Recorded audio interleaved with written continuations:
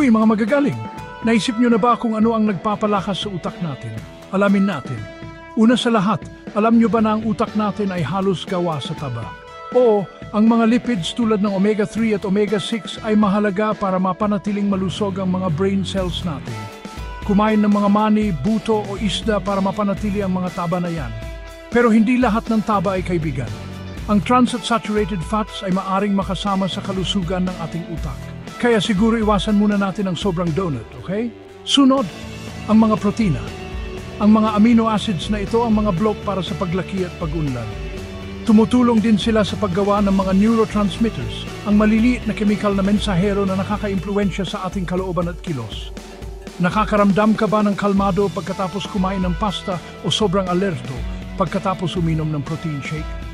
Yan ang mga neurotransmitters mo na gumagana. Pagdating sa mga neurotransmitters, mahalaga ang balanse. Ang iba't ibang uri ng pagkain ay nagsisiguro na nakakakuha tayo ng tamang timpla ng mga amino acids para mapanatiling matatag ang ating kalooban at kilos. Ngayon, pag-usapan naman natin ang mga micronutrients. Ang mga prutas at gulay ay puno ng antioxidants na nagpoprotekta sa ating utak mula sa pinsala.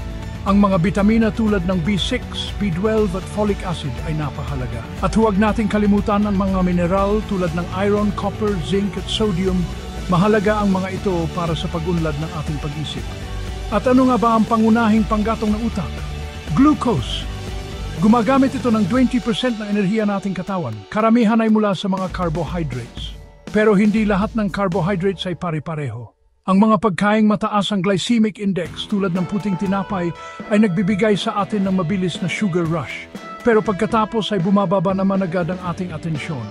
Mas mainam na pumili ng mga pagkaing mababa ang glycemic index tulad ng oats at buong butil para sa matagal na enerhiya.